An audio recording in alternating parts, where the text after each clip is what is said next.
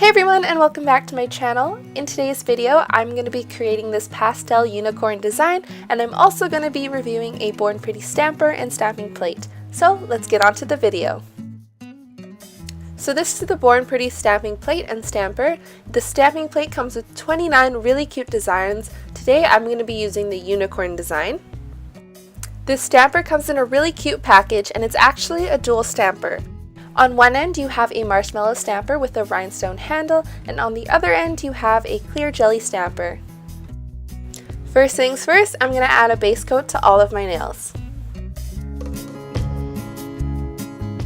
Then, as a base for my gradient, I'm going to add 1 or 2 coats of a white polish.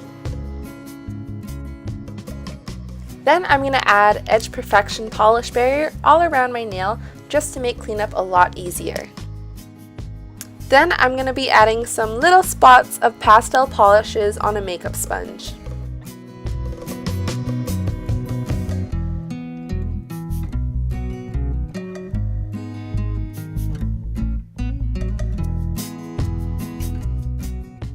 Then I'm going to sponge that onto the nail until it's opaque.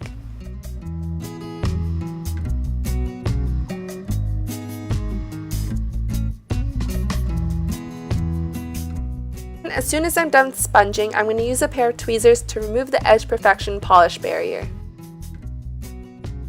Each of the Born Pretty stamping plates comes with a blue protective barrier on top of the stamping plate, so you're going to want to remove this plastic barrier before you start stamping.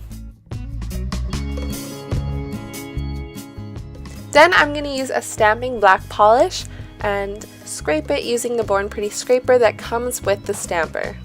I'm going to then pick up the image using the Born Pretty clear jelly stamper. As you can see, it picked up most of the image, but it didn't pick up the fine details like the unicorn horn or the legs. But what I do like about the stamper is that you can see exactly where you're placing the image. I'm going to use a really small detail brush to fill in some of those fine details that the stamper didn't pick up.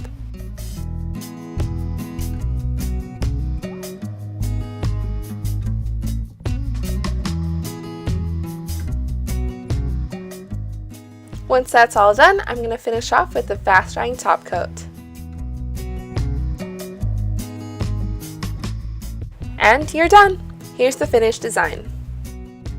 Overall, I enjoyed the stamping plate that I used in this video. I think the images are really cute and would make for some great designs. The stamper, on the other hand, was okay. I like how it's a dual-ended stamper and it's affordable, so you get to try both the clear jelly stamper head and a marshmallow stamper head.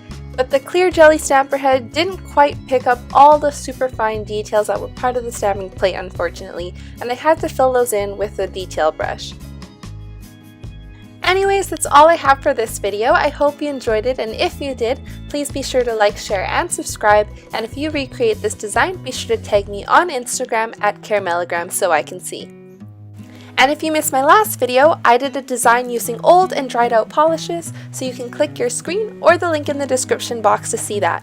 Anyways, that's all for now, and I'll see you next time. Bye!